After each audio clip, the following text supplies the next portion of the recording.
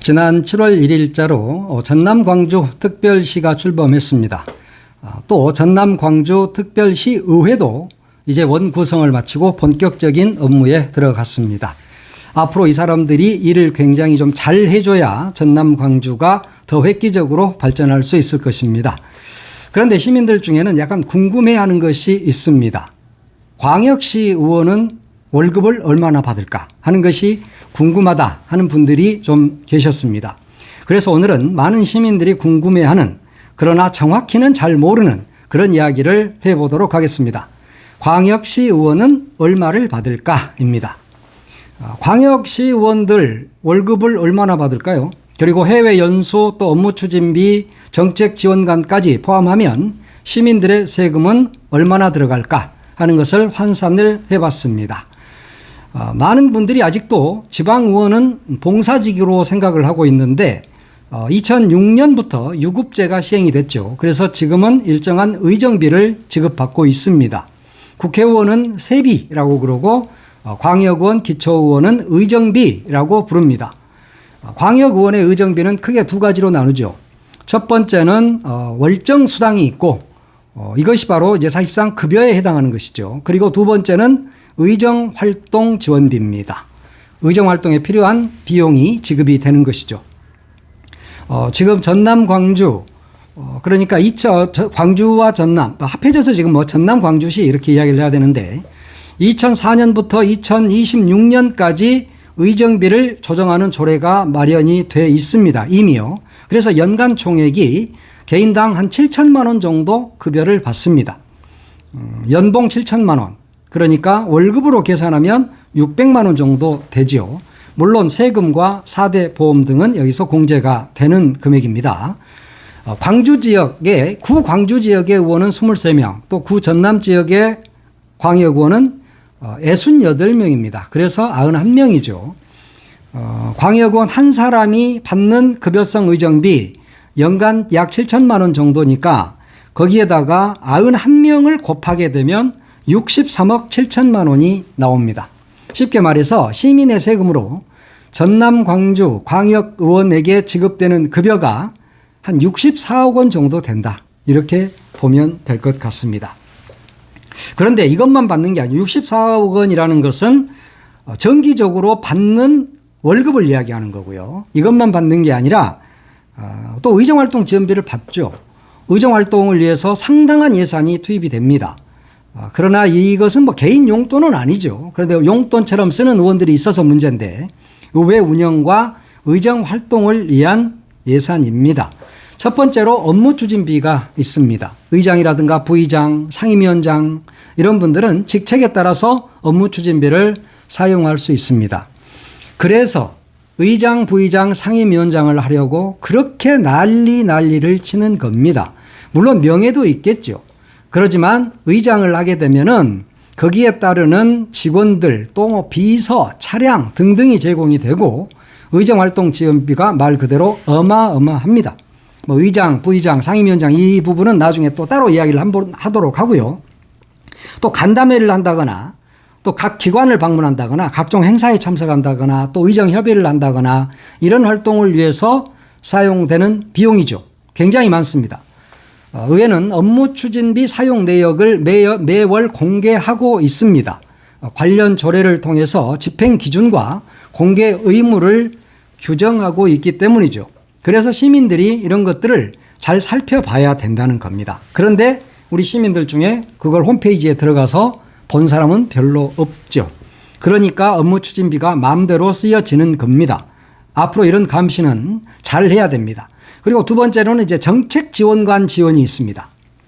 예전에는 의원 혼자서 모든 일을 다 했습니다. 모든 자료를 찾고 혼자 무슨 행정사무감사 할 때라든가 이럴 때도 혼자 자료를 찾았는데 지금은 다르죠.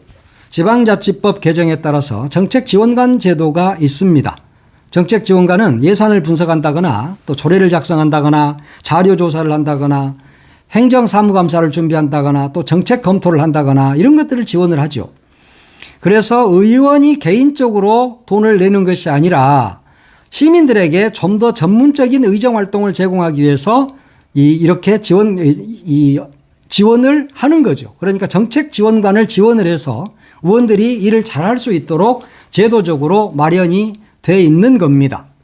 그러니까 이 정책 지원관에 대한 월급도 그렇게 보면 되겠죠. 예, 국민의 세금으로 들어간다. 우리 시민들의 세금으로 월급을 주고 있다. 그러면 엄청나게 많은 금액이 되는 겁니다. 세 번째로는 국내 연수를 들 수 있겠습니다. 광역 의원들은 대개 연간 한 1, 2회 정도 국내 연수를 합니다.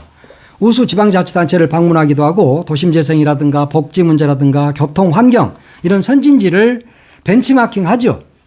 1인당 수백만 원의 예산이 들어가는 것이 지금까지의 상례였습니다. 문제는 연수 자체보다 실제 그것을 보고 와서 정책으로 이어졌느냐. 선진지 견학이라고 해놓고 벤치마킹이라고 해놓고 더 좋은 곳만 구경하는 그런 관광성 여행이 되어 왔던 것이 사실이죠. 보고서만 쓰면 끝난다 이런 생각을 갖고 가다 보면 그런 현상이 일어나는 겁니다. 그리고 가장 논란이 되는 부분 해외 연수죠. 시민들이 가장 관심을 많이 갖는 부분이고 언론들도 이 해외 연수에 대한 기사는 상당히 많이 씁니다. 광역의회는 공무 국외 출장 조례에 따라서 심사를 거쳐서 해외 연수를 추진합니다. 과거에는 관광성 해외 여행이 비판을 받은 사례가 적지 않습니다. 그러나 최근에는 사전 심사를 한다거나 결과 보고서를 공개한다거나 출장 일정을 공개하는 등 이런 것들이 의무화되고 있는 추세입니다. 그렇지만 늘 문제가 됐던 것은 의회가 해외에 가서 놀고만 왔다. 그리고 나머지 보고서는 여행사에서 썼다. 이런 이야기입니다. 요즘은 이제 여행사에서 쓸 필요도 없죠. AI한테 맡기면 의원이 쓴 것보다 더 잘 써주니까 가서 잘 놀다 오면 됩니다. 이게 이제 해외 연수의 맹점인 것이죠.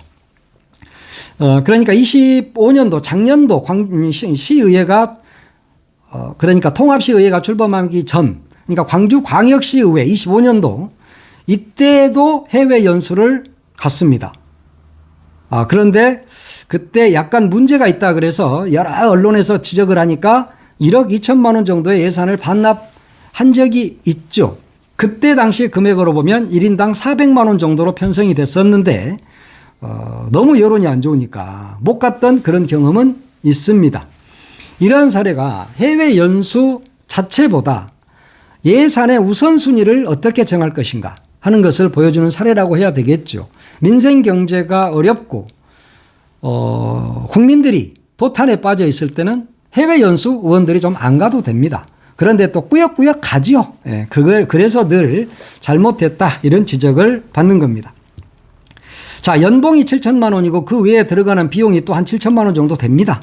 그러면 그만큼 일을 하고 있나 하는 것을 감시를 해야 되겠죠. 시민들이 확인해야 될 것은 4가지. 첫 번째, 조례를 제대로 만들고 있느냐. 조례를 얼마나 그 의원이 발의를 했느냐 하는 것을 봐야 합니다. 그리고 그 조례는 현실성이 있었느냐 하는 것까지도 따져야 되겠죠. 두 번째, 행정사무감사에서 제대로 된 문제를 지적했는가 하는 부분도 봐야 됩니다. 대부분의 광역의원, 전남 광주 같은 경우는 집행부도 민주당, 의원들도 대부분 민주당이다 보니까 견제, 감시 기능이 제대로 작동하지 않습니다. 그래서 행정사무감사가 슬렁슬렁 넘어가는 경우가 있죠. 이런 것들을 제대로 감시해야 된다 하는 겁니다. 그리고 또 광역의회의 매우 중요한 기능 하나가 예산 문제입니다. 예산을 얼마나 절감하고 또 적재적소에 쓰도록 했느냐 하는 그런 부분인데 이런 것도 중요하게 봐야 될 겁니다. 그리고 네 번째는 지역 현안을 제대로 해결하는데 광역 의원들이 얼마만큼 노력을 했느냐 하는 것도 봐야 하는 겁니다. 일단 시의회, 이제 특별시의회가 됐으니까 좀 더 많은 일을 해야 되겠지만 의안 처리 현황이라든가 또 의원별 정책 연구라든가 국제교류 업무 추진비 또 학술 연구 용역 이런 것들이 홈페이지에 공개는 되고 있습니다. 반드시 시민들이 이런 것들을 확인을 해야 됩니다. 의회 운영비 등을 포함하면 100억이 넘는 예산이 투입이 됩니다. 시의회예요. 이 예산 모두 다 시민의 세금입니다. 따라서 중요한 것은 광역 의원들이 돈을 얼마나 받느냐, 적게 받느냐, 많이 받느냐 하는 쪽에 초점을 맞출 것이 아니라 그만한 성과를 시민들에게 보여주고 있느냐 하는 것이죠. 지방의회는 지방자치의 핵심입니다. 행정을 감시하고 또 예산을 심의하고 조례를 만들고 시민의 목소리를 대변해야 합니다. 그러나 시민들이 관심을 갖지 않는다면 광역 의원들은 놀고 먹는다. 그런 이야기가 되는 겁니다. 우리 지역 광역 의원이 지난 1년 동안 뭘 했는지 한 번 더 확인을 해야 됩니다.